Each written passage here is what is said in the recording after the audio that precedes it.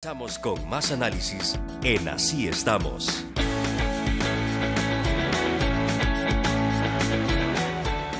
Estamos listos para esta conversación con el doctor René Hernández Valiente, que vale la pena mencionar, ha incursionado en el área de los blogs y ha creado su propio blog en el cual habla de constitución y justicia.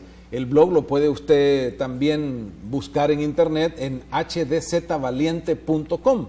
Pues dentro de este trabajo que el doctor Hernández Valiente está haciendo, exponiendo su pensamiento más amplio, más allá del tema de la coyuntura, pues me llegó la copia del artículo que él escribió que decía país enfermo, pero entre signos de interrogación.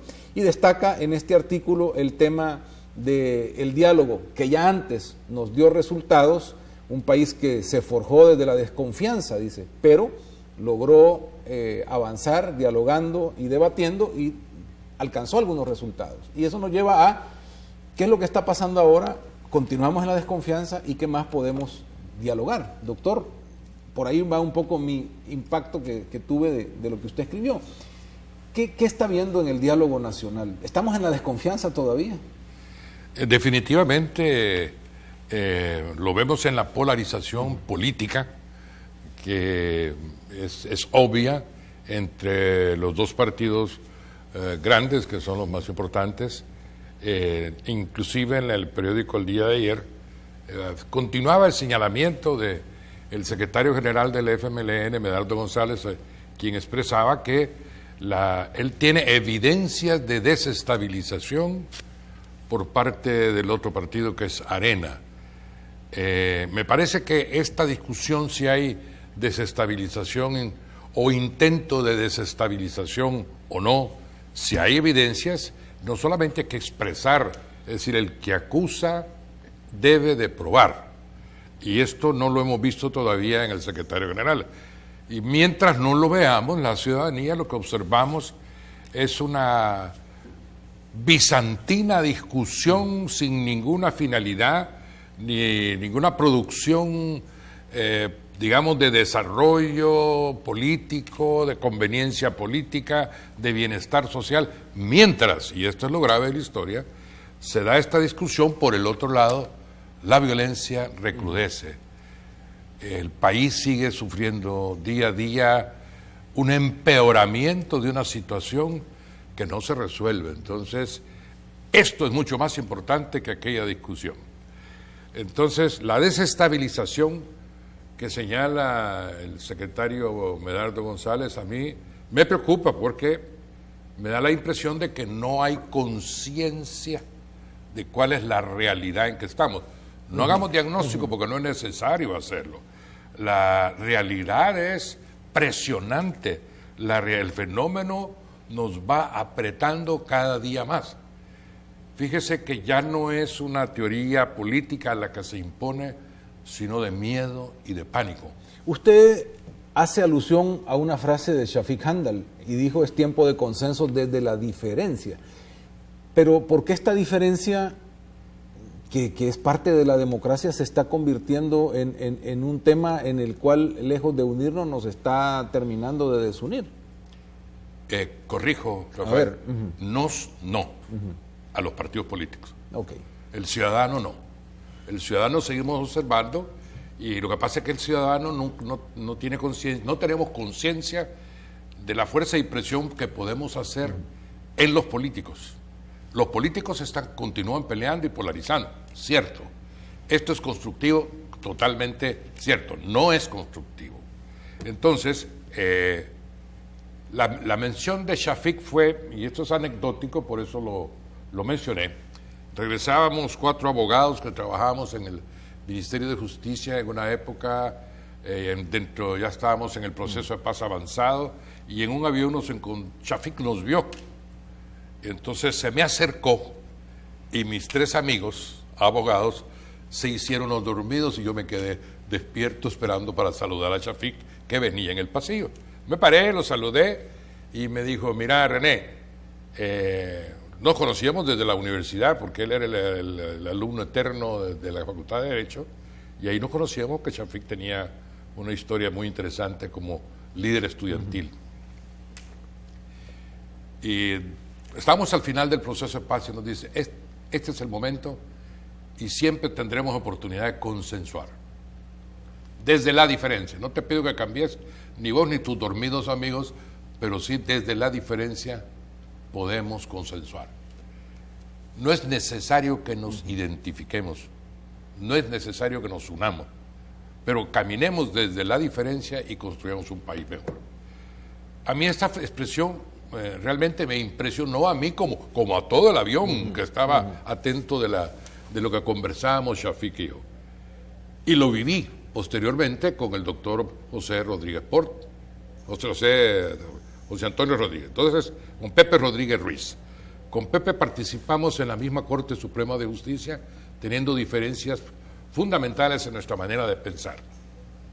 Sin embargo, él por su lado y yo por el mío, desde la diferencia nos sumamos y empezamos a construir.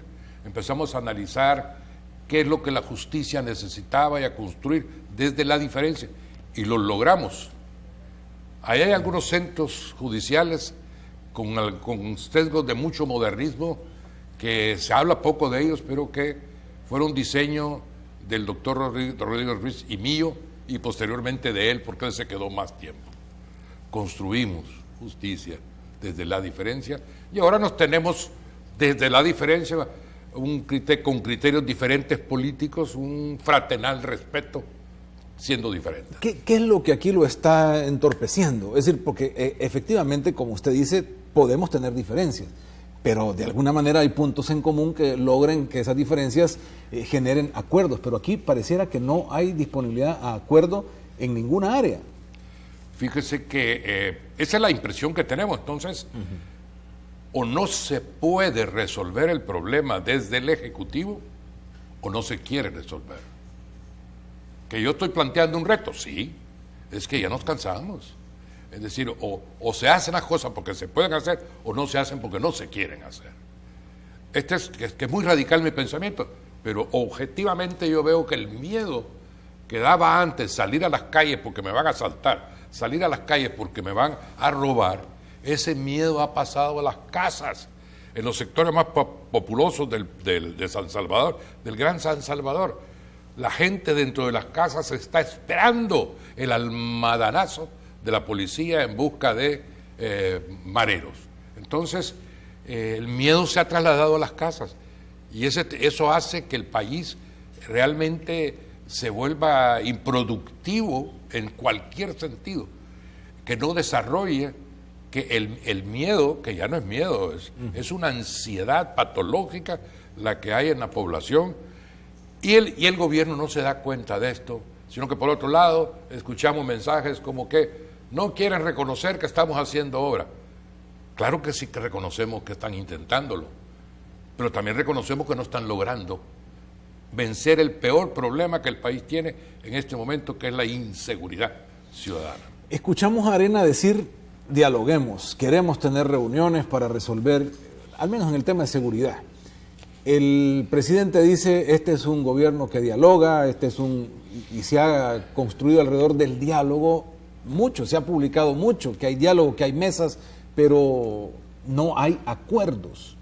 ¿Cómo construir acuerdos? Bien, yo creo que desde la diferencia, insisto mucho en esto, bueno, el Papa lo ha mencionado también, Práctica in Laudate Si, que pareciera que se refiere directamente a El Salvador, aunque en su aparición en el balcón del Vaticano el domingo antepasado, sí se refirió directamente a El Salvador. Yo pienso que desde la diferencia, con una visión compartida del problema, objetivamente podemos caminar. No tenemos que unirnos, simplemente sumémonos desde la diferencia. Si se va el Ejecutivo a pelear con ANEP, que lo hagan, o con la Cámara de Comercio, o la Cámara de Comercio con el gobierno, que lo hagan, pero cada uno caminando hacia la visión compartida. Actuemos, reconozcamos que el enemigo no es el político que está al otro lado de mi pensamiento ideológico. Ese no es el enemigo, ese es un rival político. El enemigo es la violencia que crece cada día, que es un cáncer de la sociedad actualmente, la pobreza, la falta de educación, la falta de salud, todo eso es la falta de vivienda. Estos son los grandes problemas nacionales. Pongámonos con una visión compartida a resolver esos problemas. Y si el gobierno no puede, hagámoslo desde nuestro lado. La sociedad civil tiene mucho peso, la empresa privada tiene mucho peso. Compartamos la visión de las necesidades y encontraremos la solución de esos problemas de insatisfacción social. Si no buscamos desde esa diferencia, y quiero decirle con mucho respeto al presidente de la República que se ha vuelto un mito lo de unámonos para crecer. Tiene más de un año de estarlo diciendo desde el día de su toma de posesión.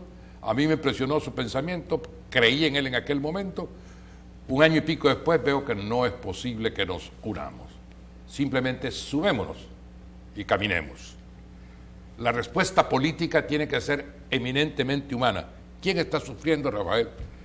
El salvadoreño, como ser humano, es el que es la víctima de toda esta discusión política, de toda esta problemática social que no se resuelve. La gran víctima es el salvadoreño común. Él es el que está sufriendo.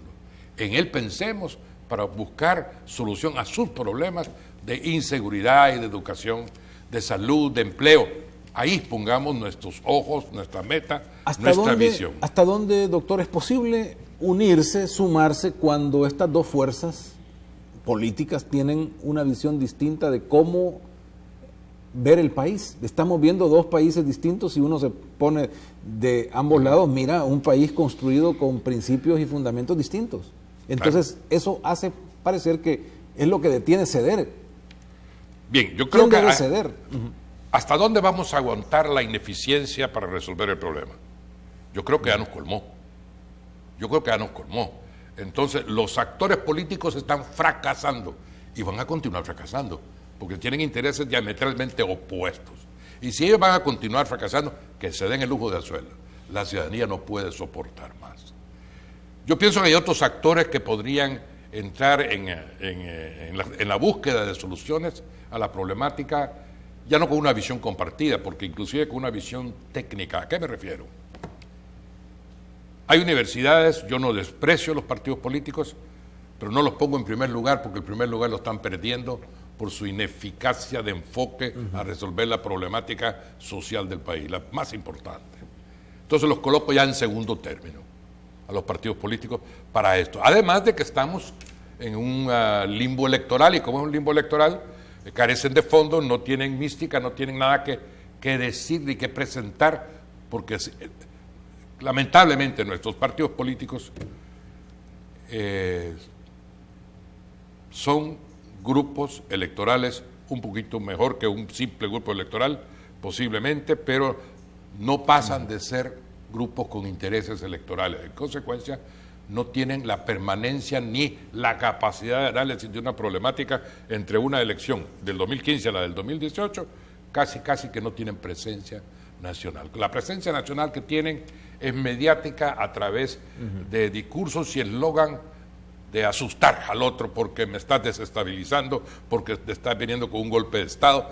Eso es búsqueda de presencia en medios, que no conduce a nadie. No les creemos ya, ni a uno ni a otro. Entonces, ¿en qué estamos? Yo creo que las universidades como centros de pensamiento, sobre todo porque las universidades son objetivas, aunque pueden ser contestatarias como alguna de ellas, pero son objetivas en sus análisis de realidades nacionales.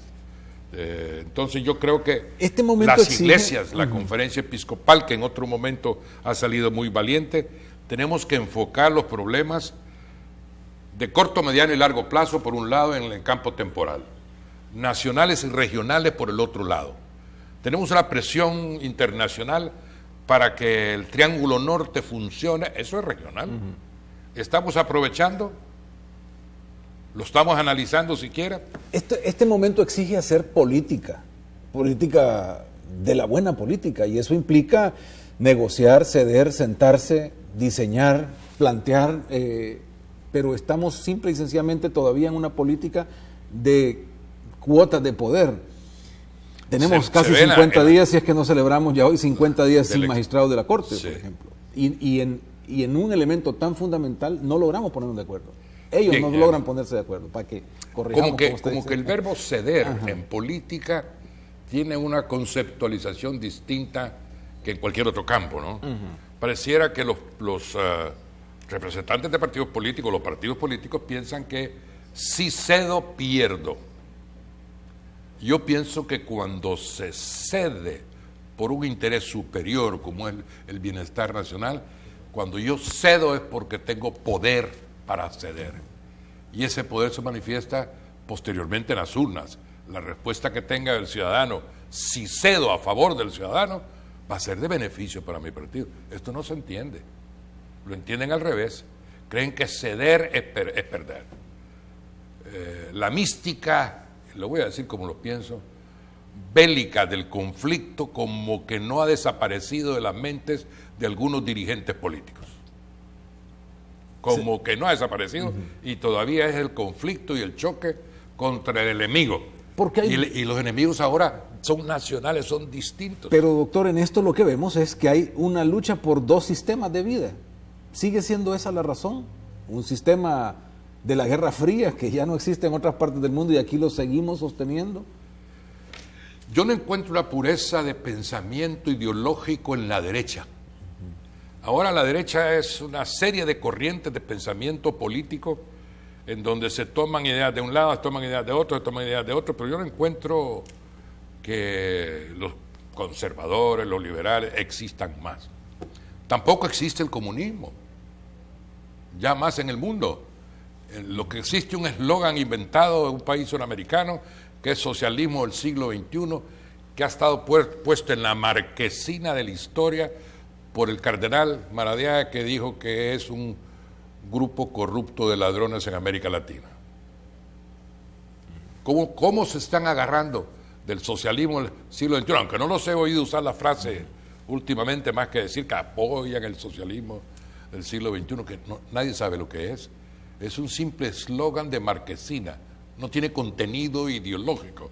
Y en esto hemos invitado muchas veces académicamente a debatir sobre el contenido ideológico, filosófico y político del socialismo del siglo XXI y nunca hemos encontrado una respuesta adecuada que venga a debatir, porque el debate enriquece. Se la pongo entonces sí son dos. Ricos y pobres. Bueno, el abanderamiento a favor de los pobres en contra de los ricos históricamente ha sido quizá un eslogan interesante, del cual se aprovechó inclusive, te recordará, el 31-32 no era una rebelión comunista como la historia la pinta, no era.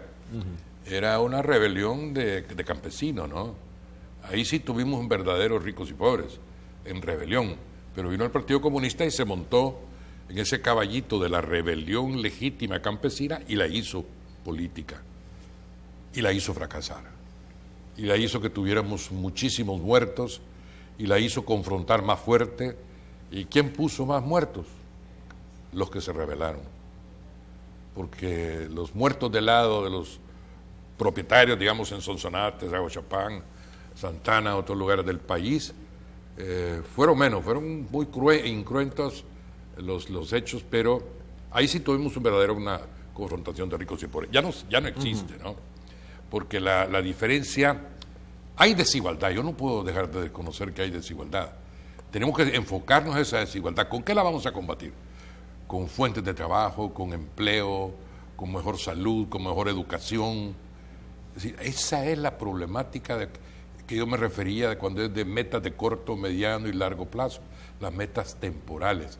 Pero hay emergencias, hay coyunturales, como la inseguridad, la falta de salud. Me parece que aún el dengue mismo ya es un problema nacional que no se está resolviendo como se debería de resolver, o la chikungunya. ¿Qué pasa con todas estas mesas donde se supone, doctor, que estamos llevando los problemas?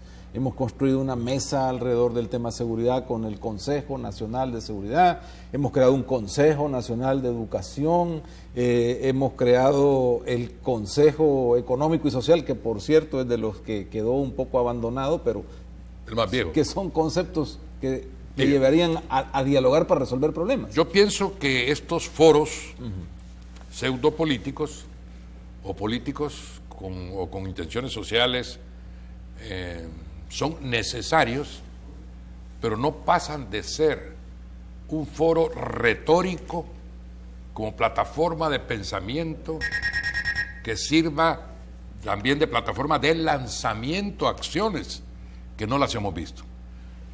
Mencionaste varios. Yo te pregunto, ¿cuál de esos está actuando? ¿Cuál de esos está teniendo éxito? Mi observación es que ninguno. Entonces, ¿qué? ¿Fue un engaño a la población de decirle, estamos dialogando? ¿O qué fue? O vamos a hacer validar, por otro lado, las noticias del periódico de este día, por ejemplo, el día de ayer. Ministerio de la Defensa da 800 rifles, que no sé si son Galil, M16 o qué, a la policía. ¿Qué es eso? Más violencia institucional, ¿o no? Entonces ahora la policía va a ser más violenta porque tiene 800 oportunidades más de violencia. ¿Está la solución en los fusiles o está la solución en atender los problemas desde su origen? ¿Cuáles son las causas que mueven a esta violencia? ¿Cuáles son las causas criminógenas que hay tras esta juventud descarriada que tenemos, que realmente irresponsable, sangrienta, agresiva? Califiquémosla como queramos, pero es nuestra juventud. No es de Guatemala ni de Honduras. Tenemos que resolver el problema de esa gente. Yo no digo que dialoguemos, pero la oportunidad de gobierno de resolver los problemas se le está pasando. Entonces yo le doy paso a las universidades, le doy paso a la sociedad civil, le doy paso a las iglesias y a la mía sobre todo, porque la conferencia episcopal ha sido muy firme cuando ha tenido que hacerlo y nuestros pastores tienen que pronunciarse. No digo que actúen, pero que se pronuncien, porque la búsqueda de soluciones está en los planteamientos que sigan de una acción social suficiente. Vamos a hacer una pequeña... Un fiscal nuevo, está bien. Un fiscal nuevo, pero veamos el perfil de los hombres que van a resolver nuestros problemas sin violencia, sin más violencia. Vamos a hacer una pequeña pausa, doctor, y volvemos enseguida, porque hay otros elementos de su planteamiento que me llaman la atención. Usted dice, no busquemos la unión, porque a veces pareciera que para lograr un acuerdo todos tenemos que pensar exactamente lo mismo y estar de acuerdo totalmente en todo. Al final, si no logramos eso, usted propone un acuerdo nuevo y dice, ¿por qué no un acuerdo nuevo? Pero entonces, ¿sustentado en qué? Me gustaría un par de reflexiones más sobre eso que platicamos esta mañana.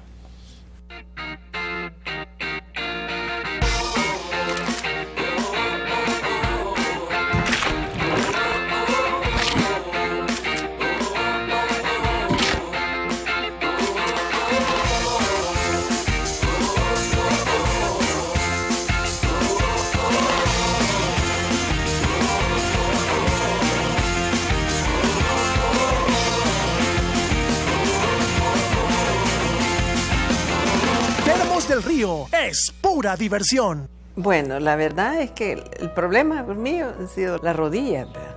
El dolor es bien intenso y llega un momento en que uno quiere dar el paso y no puede.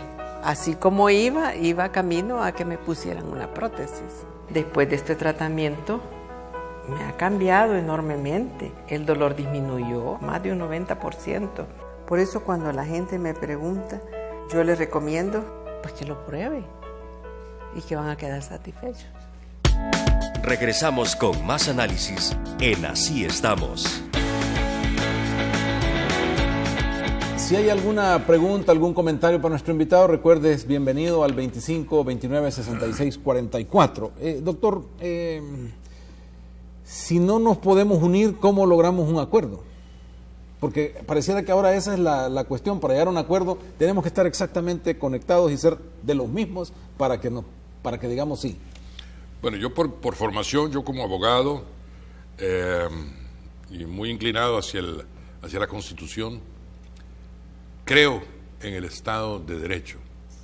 Y creo que el concepto más breve que se dice Estado de Derecho es el Estado constitucional, que de hecho tenemos una constitución, pero no es suficiente tener una constitución, sino que hay que estar en ella, porque tiene normas de que es un marco regulatorio del Estado que se violan todos los días. Tiene un marco protector de derechos fundamentales, que ahora hay menos violaciones de derechos fundamentales, hay que reconocerlo.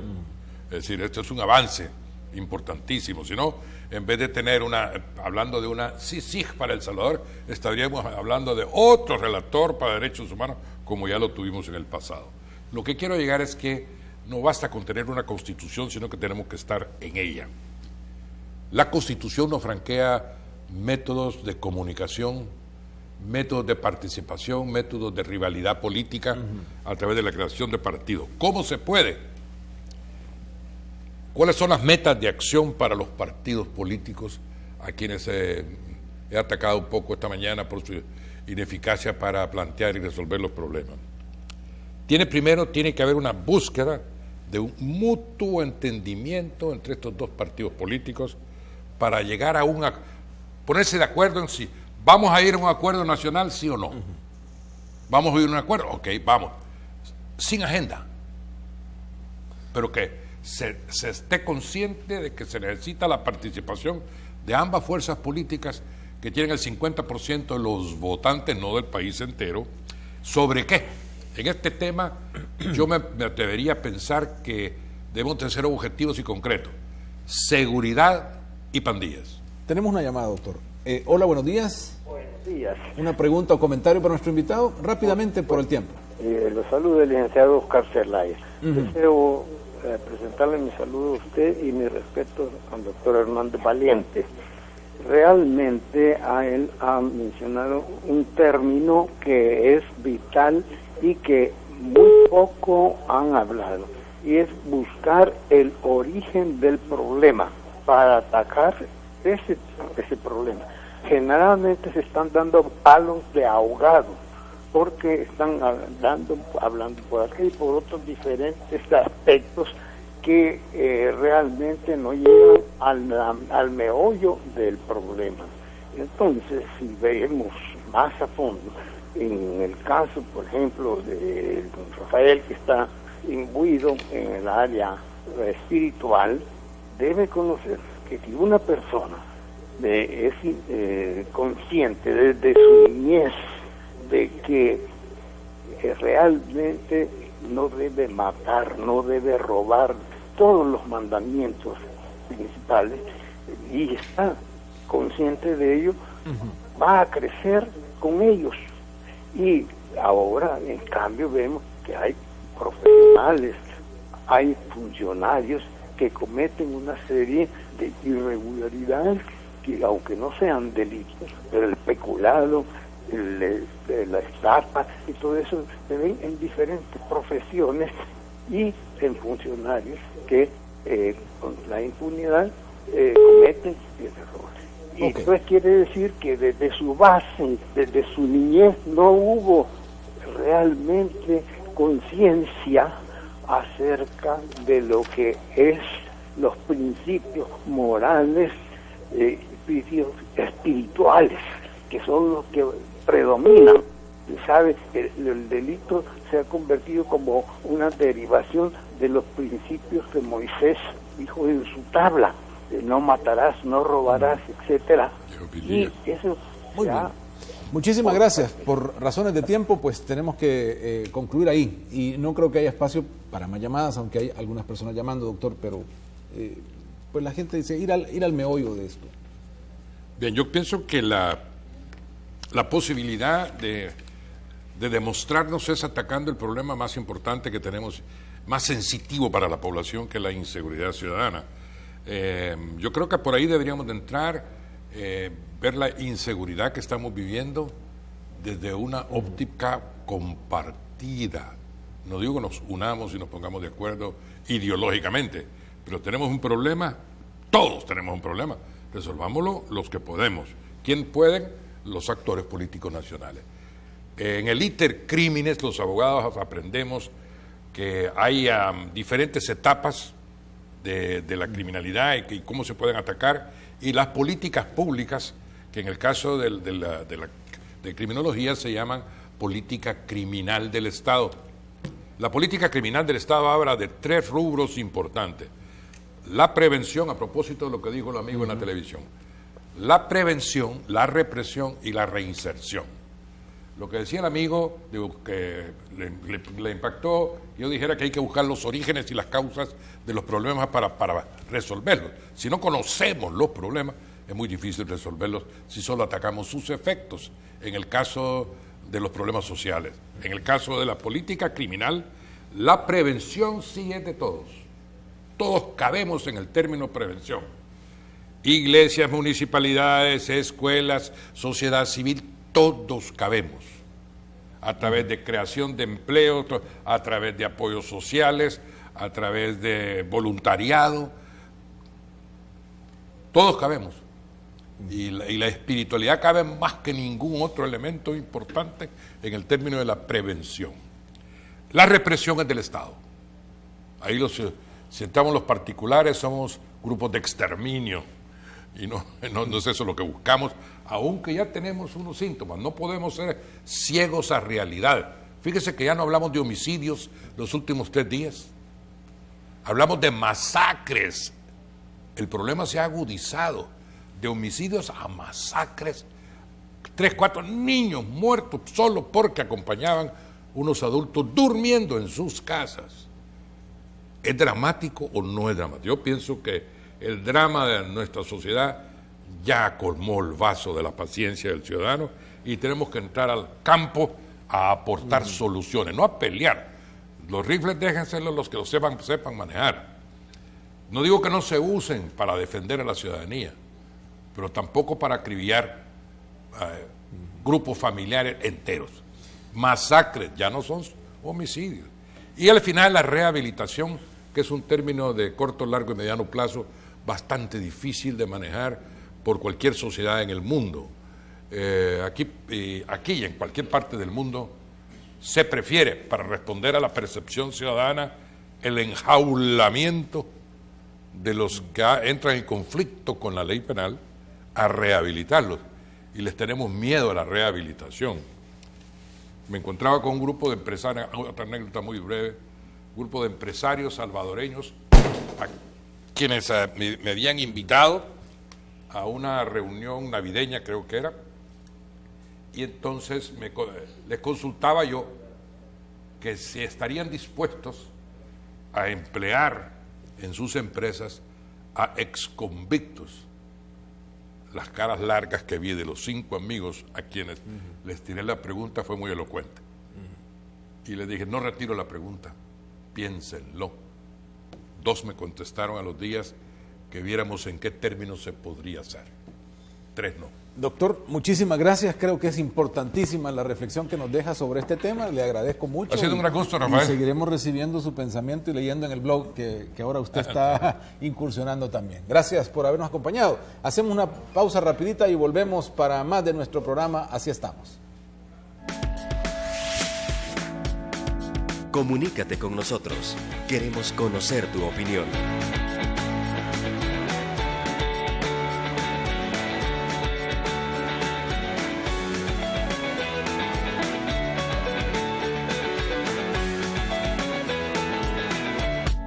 Estás viendo Así Estamos con Rafael Domínguez.